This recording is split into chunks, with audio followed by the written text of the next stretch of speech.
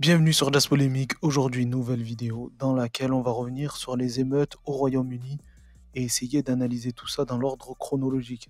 Parce que j'ai remarqué qu'en France, on essaye tout doucement de dissimuler les agressions racistes hyper violentes des identitaires anglais. Allez, on commence par le début avec les meurtres qui ont tout embrasé. La petite ville de Southport entièrement bouclée. Derrière ces balises, des enquêteurs tentent de retracer le fil de l'attaque au couteau qui vient de survenir dans une école de danse. Il semble que les enfants assistaient à un événement organisé sur le thème de Taylor Swift dans une école de danse lorsque l'agresseur, armé d'un couteau, est entré dans les locaux et a commencé à attaquer les enfants. Les enfants décèdent sur place et 9 autres sont blessés, ainsi que 2 adultes. 6 d'entre eux étaient encore dans un état critique hier soir. L'agresseur présumé a été arrêté par la police, un adolescent de 17 ans dont les motivations restent incertaines. Le Premier ministre britannique a réagi à l'attaque. Alors à ce moment de l'enquête, personne ne savait exactement qui était le meurtrier et ses motivations. Et c'est là, selon moi, que la police anglaise a fait une erreur gravissime en laissant planer le doute, parce que ça a laissé la place à toutes les fake news possibles et imaginables. Depuis l'attaque, de nombreuses rumeurs sur la nationalité, l'arrivée au Royaume-Uni ou encore la religion du suspect se sont multipliées sur les réseaux sociaux. Selon la BBC, la famille du suspect vient du Rwanda, mais les autorités qui n'ont pas révélé son identité, puisqu'il est mineur, ont tenté d'appeler à la patience et à la prudence. Ce jeudi, l'adolescent de 17 ans a été formellement inculpé du meurtre de 3 fillettes et de la tentative de meurtre de 10 autres personnes. Peu de temps après une veillée en hommage aux victimes, près de 300 manifestants ont allumé des feux, mais aussi jeté des projectiles en direction des forces de l'ordre, selon l'agence France-Presse. Police soupçonne des manifestants de la Ligue de défense anglaise, un mouvement d'extrême droite anti-islam, d'être à l'origine de ces violences. Et donc là, les identitaires ont trouvé le prétexte parfait pour se déchaîner.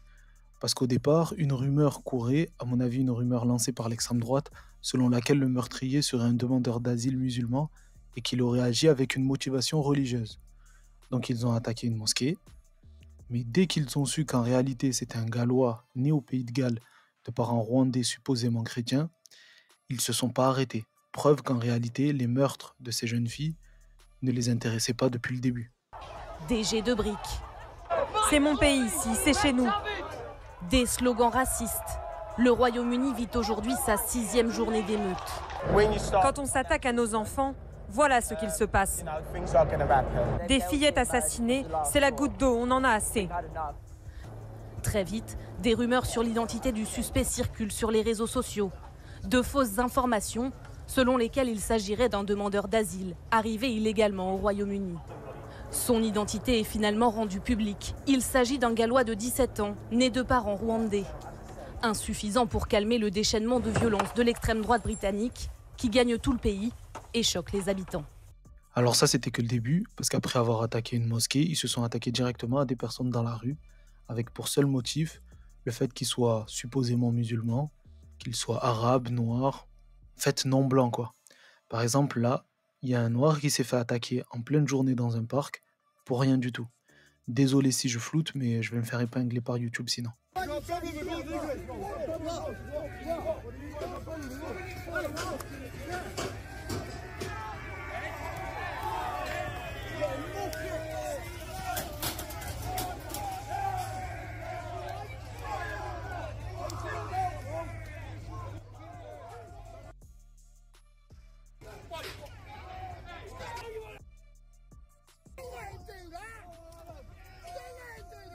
Ils ont complètement pété les plombs. Là par exemple, c'est un stand tenu par des musulmans qui a été complètement détruit.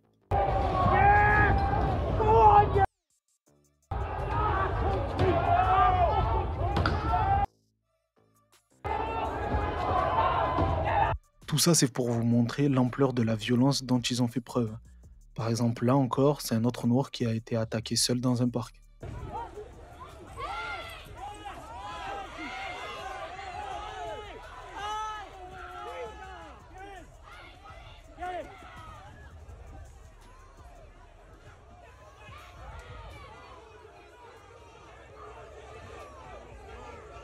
Et à chaque fois, heureusement qu'il y a l'intervention de la police, parce que sinon ça finira en drame. Là par exemple, même les magasins tenus par des non-blancs, qu'ils soient indiens, pakistanais, arabes ou autres, ils sont pris pour cible. Il y a eu des pillages, des saccages, etc. Bon, je vais pas vous montrer toutes les vidéos, il y en a plein sur les réseaux.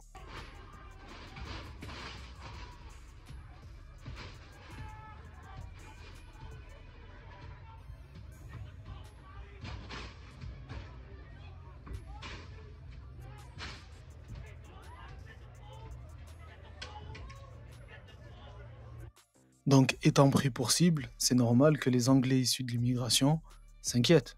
C'est tout à fait normal pour eux et pour leurs enfants. Et c'est encore plus normal que la police les rassure en leur disant qu'ils les protégeront.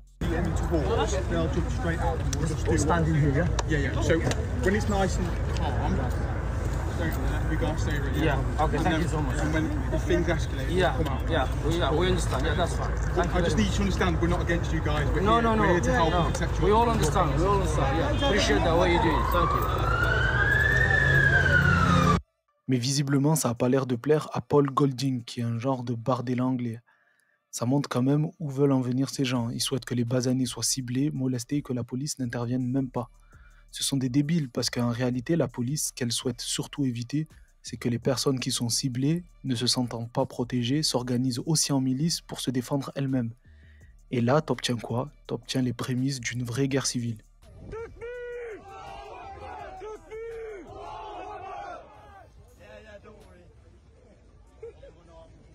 C'est très important de tout reprendre dans l'ordre chronologique parce que demain, s'il se passe un drame, soyez sûr que les médias français ils vont effacer toutes ces agressions racistes et ils vont charger le dos des Arabes et des Noirs là-bas.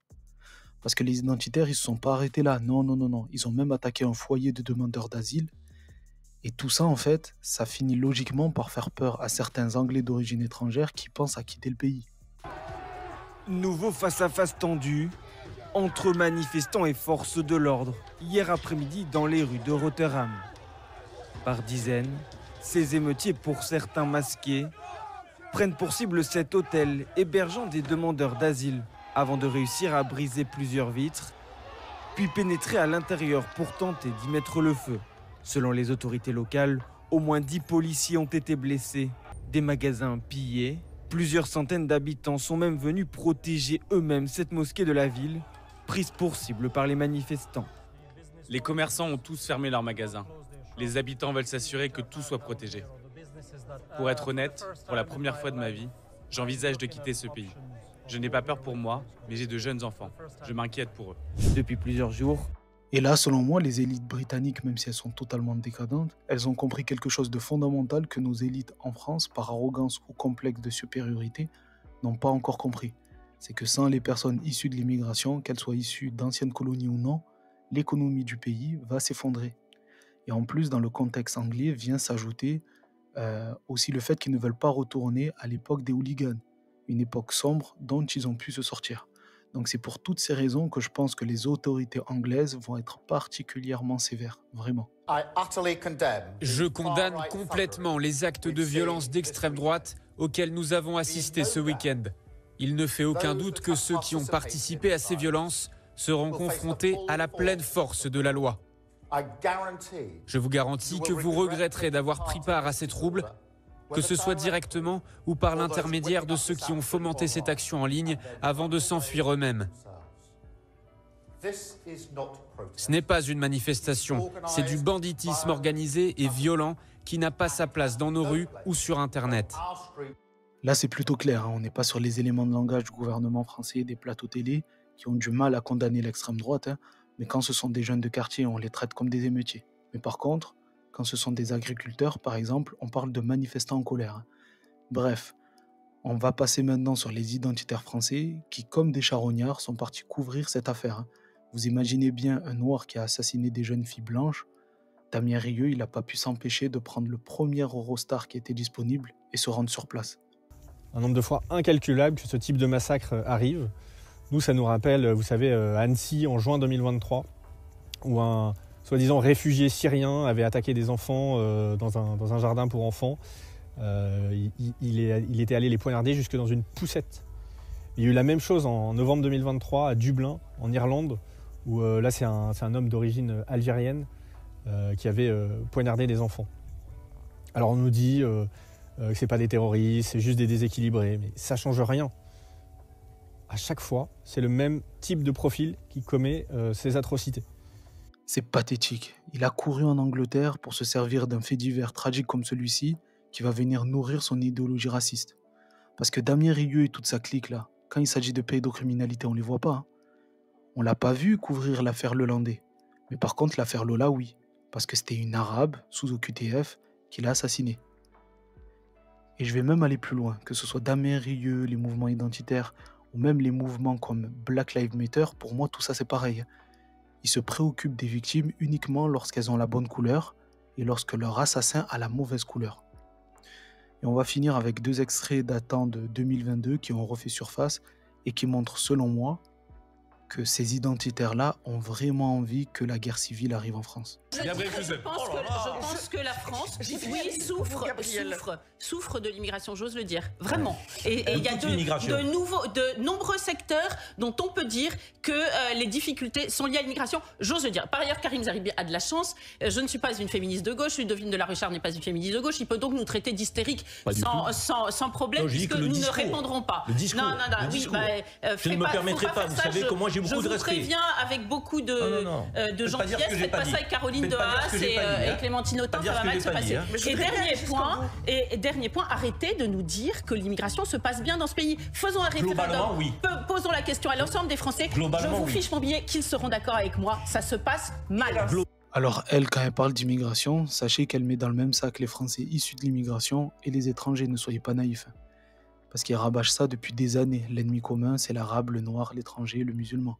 Et honnêtement, si vous éteignez la télé, les réseaux sociaux, et que vous regardez autour de vous dans la vie de tous les jours, oui, il y a du racisme. Mais est-ce que sérieusement, on en est au point où la guerre civile doit éclater demain? Non, en fait non. Ils vous feront croire ça, mais c'est pas vrai. Et ces identitaires, je le répète à chaque fois, au-delà de leur bas instinct raciste, c'est surtout qu'ils ne supportent pas de voir des Noirs, des Arabes, des basanés faire autre chose que les métiers les plus pénibles et ceux qui sont le moins valorisés par la société.